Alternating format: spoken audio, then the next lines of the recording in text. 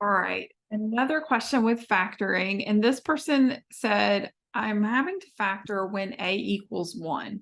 And I want to know like the process for just that. And so what that means is that we're in a quadratic equation where the standard form is y equals ax squared plus bx plus c. Right, that's our typical quadratic that we're factoring.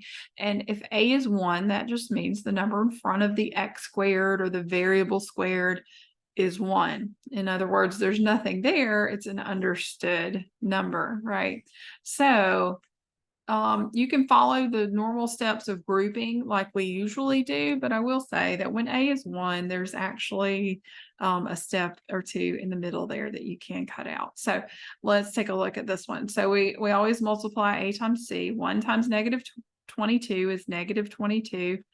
And you're looking for factors of that that'll add up to your B term. Remember, B is the number in front of the variable that's just a plain variable with no exponent showing.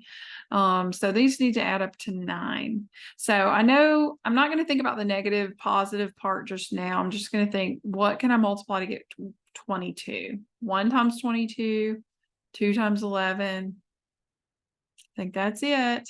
So now I want to think, how can I multiply to get a negative, but add these to get a positive 9? Yeah, so 11 and 2 works. I just need to think about what needs to be positive, what needs to be negative. If I have a negative 2 plus 11, that's going to give me positive 9, and it's going to multiply to give me negative 22.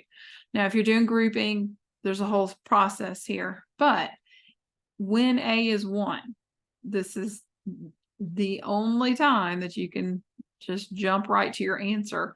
Your factors are going to be the variable, which was V in this case, and then these two numbers at the end of each factor. So V minus 2 and V plus 11, and you have factored this trinomial. All right, I'll see you next time.